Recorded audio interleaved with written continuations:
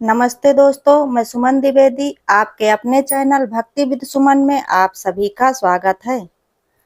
भाग्य का खेल। एक गांव में रेखा नामक एक गरीब विधवा रहती थी। उसका एक पुत्र था। वो इतनी गरीब थी कि घर में 4 बर्तन भी ढंग के नहीं थे। लड़का भी छोटा था। रेखा ने बड़े प्यार से उसका नाम विकास सिंह रखा था, मगर वो इतना बदनसीब था कि उसके पैदा होने के कुछ समय बाद ही एक बीमारी से उसके पिता की मृत्यु हो गई। रेखा घरों में चौका बर्तन आदि करके उसे पाल रही थी। उसे पक्का विश्वास था कि विकास सिंह एक दिन बड़ा होकर उसके सारे कष्ट दूर कर देगा और उसका बुढ़ापा चैन से गुजरेगा। इसी आस में रात दिन मेहनत करके वह अपने बेटे को पाल रही थी। विकास सिंह था तो छोटा, किंतु समझदार बहुत था। संयम और धीरज की उसमें कमी न थी। किसी भी बात को गहराई तक जानने की उसमें प्रबल उत्सुकता रहती थी। एक दिन उसने अपनी माँ से पूछा, हम इतने गरीब क्यों हैं माँ? ये सब ईश्वर की मर्जी है बेटे, दुखी स्वर में रेखा ने कहा। सब नसीब की बात है। मगर विकास सिंह यह उत्तर पाकर संतुष्ट नहीं हुआ। वह बोला, ईश्वर की ऐसी मर्जी क्यों है माँ? बेटा, ये तो ईश्वर ही जाने। अगर ईश्वर ही जाने तो ठीक है, मैं ईश्वर से ही पूछूंगा कि हम इतने गरीब क्यों हैं।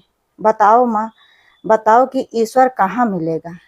रेखा तो वैसे ही परेशान रहती थी, अतः उसकी बातों से परेशान होकर उसने कह दिया, वह जंगलों में रहता है, लेकिन तुम वहां ना जाना। विकास सिंह ने दिल ही दिल में उसी क्षण इरादा बना लिया कि वह ईश्वर को ढूंढेगा और पूछेगा कि आखिर हम इतने गरीब क्यों हैं। एक दिन वह जंगल की ओर चल दिया। जंगल घना और भयानक था। चलते चलते विकास सिंह बुरी तरह थक गया, मगर भगवान की परछाई तक उसे दिखाई न दी। अतः वह थक हार कर पत्थर की एक शिला पर जा बैठा और सोचने लगा कि भगवान तो यहाँ कहीं नजर नहीं आ रहे हैं, आखिर गरीबी दूर कैसे होगी। तभी संयोगवश मृत्युलोक का भ्रमण करते करते शिव पार्वती उधर ही आ निकले। उन्होंने बच्चे को वहां बैठा देखा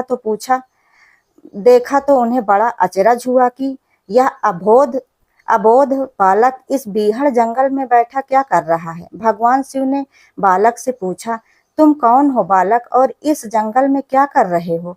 मैं ईश्वर को ढूंढ रहा हूँ। ईश्वर को पार्वती चौंकी और पूछा, मगर क्यों? ईश्वर से तुम्हें क्या काम है? मैं उनसे पूछना चाहता हूँ कि हम इतने गरीब क्यों हैं? दूसरों की तरह हम पर भी भाग्य की कृपा क्यों नहीं है? विकास सिंह ने निर्भीकता से उत्तर दिया। माँ पार्वती और भगवान शिव उस बच्चे का साहस देखकर बहुत प्रसन्न हुए। माँ पार्वती तो करुणा की सागर हैं। उन्हें उस बच्चे पर बड़ी दया आई और उन्होंने भगवान शिव से मुखातिब होकर बोली, प्रभु इस बालक का कुछ कीजिए। हम कुछ नहीं कर सकते पार्वती, क्योंकि इसके भाग्य में यही सब लिखा है। भाग्य देवता के लेख के अनुसार इसे ऐसा ही जीवन भोगना है। नहीं नहीं स्वामी, आपको कुछ करना ही होगा। माँ पार्वती जी हट करने लगी। जिद न करो पार्वती, यदि हम उसे कुछ दे भी देंगे तो वह उसके पास नहीं रुकेगा। वैसे इसे वैसा ही जीवन जीने दो जैसा भाग्य देव चाहते हैं। नहीं प्रभु, इसकी गरीबी दूर करने के लिए आपको इस पर कृपा करनी होगी। जब माँ पार्वती जिद करने लगी तो भगवान भोले शंकर ने बच्चे को एक हार दे दिया। हार पाकर विकास सिंह बहुत प्रसन्न हुआ और खुशी खुशी अपने घर की ओर चल दिया। माँ पार्वती संतुष्ट थी कि उन्होंने एक अबोध बालक की मदद की और अब उसके दिन सुख से कटेंगे। लेकिन त्रिकालदर्शी भोले बाबा जानते थे कि यह हार उसके पास रहेगा ही नहीं। चलते चलते विकास सिंह के पेट में अचानक दर्द उठा और वह शौच के लिए इधर उधर देखने लगा। उसने भगवान शिव का दिया हार पत्थर की एक शिला पर रख दिया और झाड़ियों के पीछे चला गया। तभी एक चील कहीं से उड़ती हुई आई और उस हार को उठाकर उड़ गई। अरे मेरा हार! सब कुछ भूल कर लड़का चील के पीछे भागा, मगर कब तक वह चील का पीछा करता, कैसे पकड़ता उसे। एक आध बार पत्थर उठाकर उसने चील को मारने की कोशिश की, किंतु चील अधिक ऊंचाई पर थी। कुछ ही पलों में चील उसकी नजरों से ओझल हो गया तो वह बड़ा दुखी हुआ और रोते रोते अपने घर की ओर चल दिया।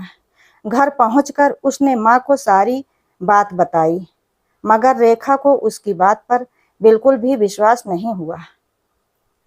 हाँ, उसकी बात सुनकर थोड़ी सी उदास अवश्य हो गई, लेकिन विकास सिंह माँ की उदासीनता देखकर हताश नहीं हुआ। उसने मन ही मन निर्णय लिया कि वह कल फिर वहीं जाएगा और भगवान शिव को अपनी विपदा सुनाएगा। उसका विश्वास था कि भगवान शिव उस धूर्त चील को अवश्य ही दंड देंगे। भगवान शिव ने पार्वती से कहा, देखो उसके पास कल वाला हार नहीं रहा, उसे एक चील ले उड़ गई और दूसरा हार पाने वो उस चील को दंड दिलवाने की इच्छा लिए वह लड़का आज फिर आया है। पार्वती देवी ने फिर भगवान शिव से प्रार्थना की, आप चाहे चील को दंड दें ना दें, किंतु इस लड़के की सहायता करके इसकी निर्धनता को दूर करें। हम अब कुछ नहीं कर सकते देवी, यदि तुम जिद करती हो तो हम ब्रह्मा से कहते हैं, वही इस बालक की कुछ सहायता करेंगे। कहकर भगवान शिव ने ब्रह्मा जी को बुलाया और सारी बात बताकर आग्रह किया कि आप ही इसकी कुछ मदद करें। तब ब्रह्मा जी ने लड़के को हीरे की एक अंगूठी दे दी। लड़के ने अंगूठी जेब में रखी और खुशी खुशी अपने घर चल दिया। उसने सोच लिया था कि वह अब एक पल के लिए भी अंगूठी को अपने से अलग नहीं करेगा। चलते चलते अचानक उसे प्यास लगी। वह सरोवर के किनारे पहुंचा और जैसे ही वह चुल्लू भरकर पानी पीने के लिए झुका, वैसे ही उसकी जेब से अंगूठी निकलकर पानी में जा गिरी और इससे पहले कि वो उसे उठाता, एक मछली उसे निगल गई। विकास सिंह फिर रोते रोते घर आया और माँ को सारी बात बताई। बेटा, जब तक भाग्य में नहीं है तब तक कोई भी चीज नहीं रुकेगी। माँ ने उसे दिलासा देते हुए कहा, जब भाग्य देवता खुश होंगे तो मिट्टी भी सोना बन जाएगी, मगर इस प्रकार किसी के देने से हमारी गरीबी दूर नहीं होगी।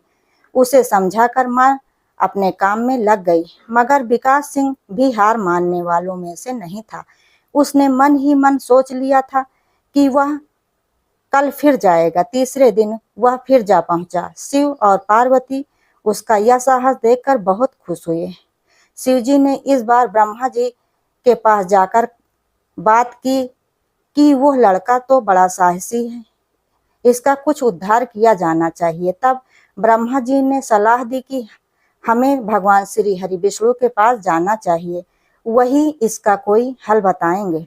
अतः वह श्री हरि विष्णु के पास जा पहुंचे। पूरी बात सुनकर भगवान विष्णु ने विकास सिंह को कुछ हीरे दिए। हीरे पाकर वो बहुत खुश हुआ और इस बार बिना कहीं रुके उसने सीधे अपने घर जाने का निश्चय किया, क्योंकि 2 बार उसकी चीजें खो चुकी थी। जब वह घर पहुंचा, घर पर माँ नहीं थी, अतः विकास ने हीरे एक लोटे में रखकर कोने में छिपा दिए और माँ को ढूंढने निकल पड़ा। वह मन ही मन सोचने लगा कि अब माँ को किसी के घर काम करने की क्या आवश्यकता, अब तो वह भी अमीर बन गए हैं। उधर पीछे से चोर उसके घर में घुसे और जो भी सामान हाथ लगा लेकर भाग निकले।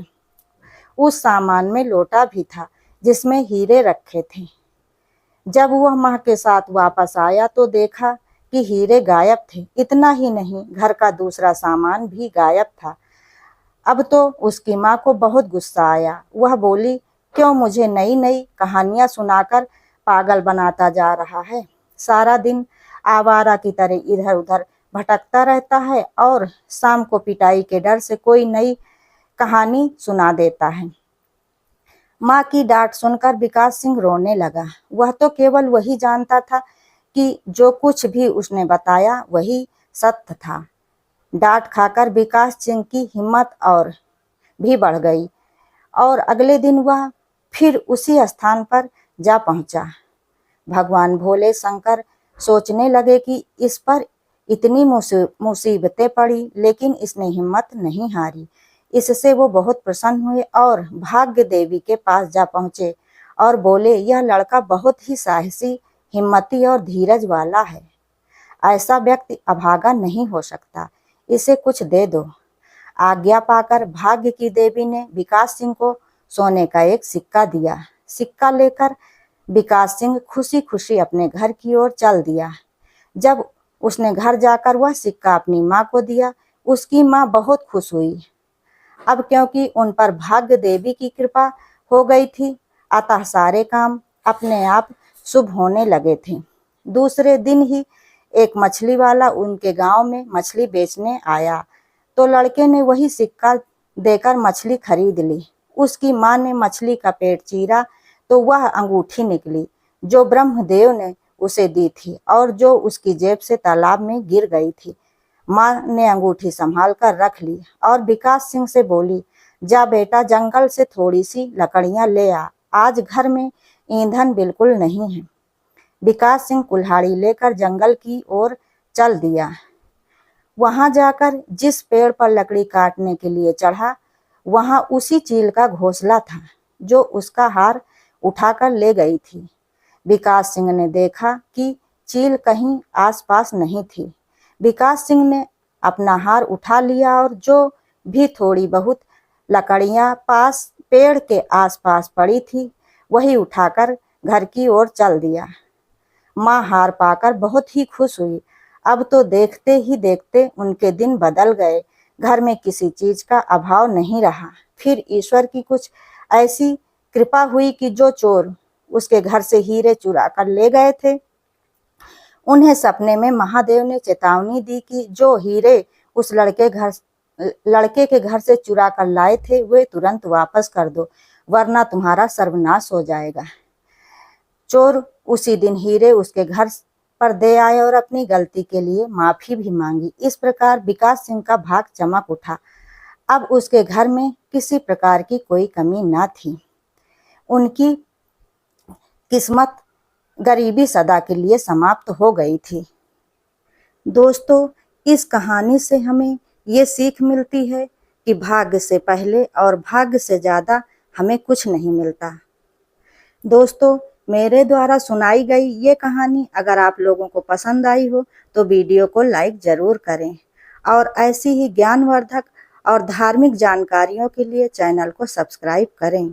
वीडियो अंत तक देखने के लिए धन्यवाद।